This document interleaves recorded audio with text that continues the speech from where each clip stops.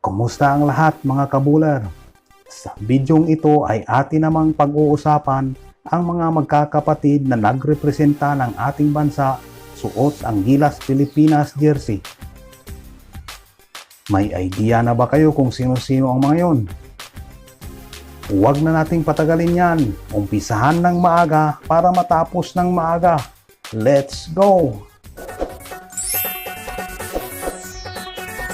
Hello guys!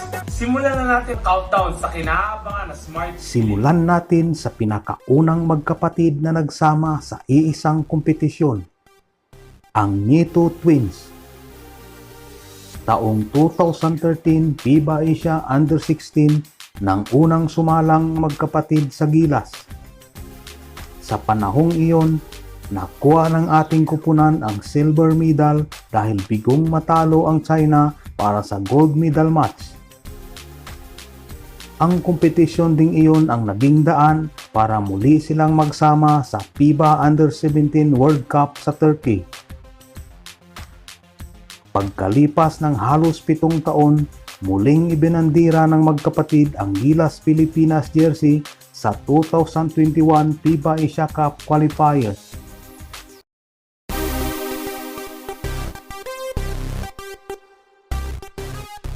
Sa dalawang magkapatid na ito, si Juan Gomez de Leaño ang unang nakapasok sa lineup ng Gilas noong 2020 sa first window ng FIBA Asia 2021 qualifiers.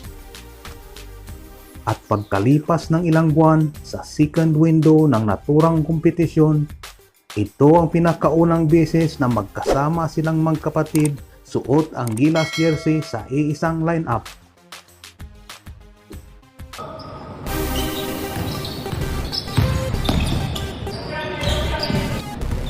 Sa lahat ng mga magkakapatid na naging parte ng Gilas Pilipinas squad, itong si Keeper Rabina lamang ang sa tingin ko ang may pinakamarami at solidong achievement suot ang Gilas jersey.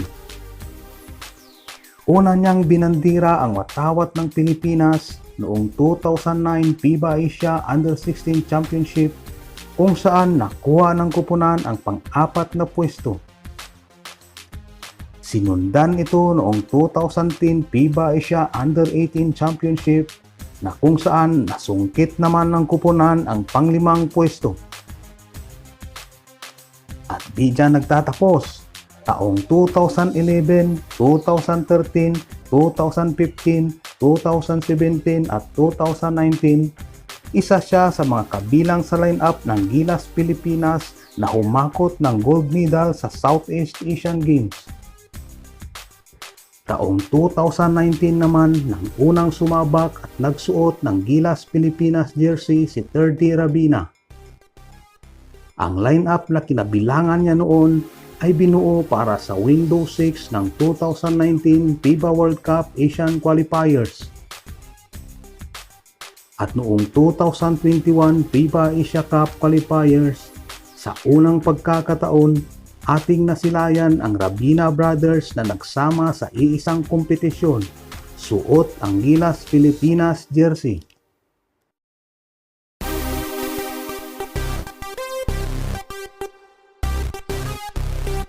Pang-apat na magkapatid sa Gilas na ating pag-uusapan ay ang Alas Brothers.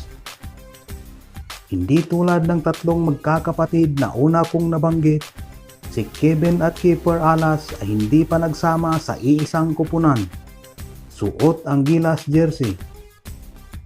At sa tingin ko, malabo na rin silang magsama dahil sa layo ng agwat nila. Si Kevin Alas para sa akin ay halos patapos na ang serbisyo sa Gilas dahil sa mga injuring natamo niya sa mga nakalipas na taon. Samantalang si Keeper Alas ay nagsisimula pa lamang tahakin ang mundong pinanggalingan ng kanyang kapatid. Unang sumabak sa national team si Kevin Alas suot ang Pilipinas jersey noong 2013 Southeast Asian Games kung saan nasungkit ng kupunan ang gintong medalya. Samantalang ang kanyang nakakabatang kapatid na si Keeper Alas ay nitong 2023 lamang nagpasiklab kung saan pinangunahan niya ang kupunan sa isang historic run sa FIBA Under-16 Asian Championship.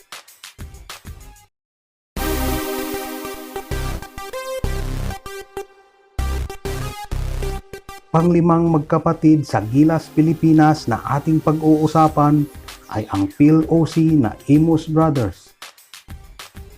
Unang naglaro si Mason Imus sa Gilas, Pilipinas noong 2022 FIBA Under-18 Asian Championship. Pagkatapos ng pagkansila ng ilang mga laro sa FIBA dahil sa pandemic.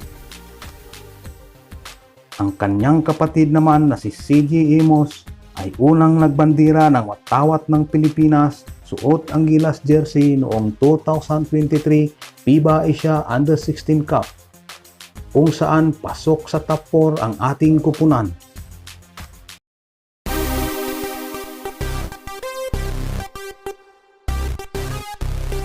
Pang-anim na magkapatid sa Gilas at maaring panghuli ay ang magkapatid na Pajardo. Ang Pajardo sisters ay pinanganak at lumaki sa ibang bansa, pero ang puso nila at dedikasyon para i-representa ang Pilipinas ay sagad-sagaran. Unang nakilala si Ella Pajardo, ang nakakatanda sa magkapatid, noong 2019 FIBA 3x3 Under-18 Asia Cup na ginanap sa Malaysia, kung saan nasungkit ng kupunan ang bronze medal. Una siyang naglaro sa senior national team noong 2021 FIBA Women's Asia Cup na ginanap naman sa bansang India.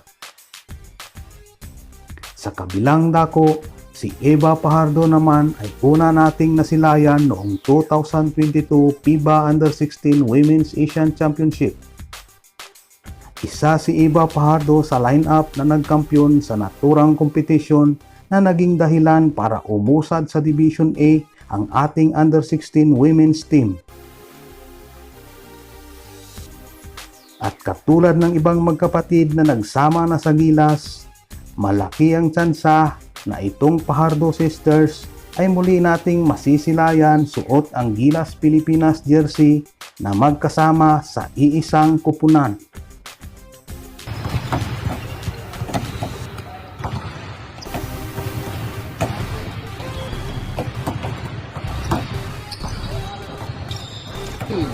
This is Mason Amos. I just want to give a shout out to Melbourne Hoops. Yeah, thank you. Thank you.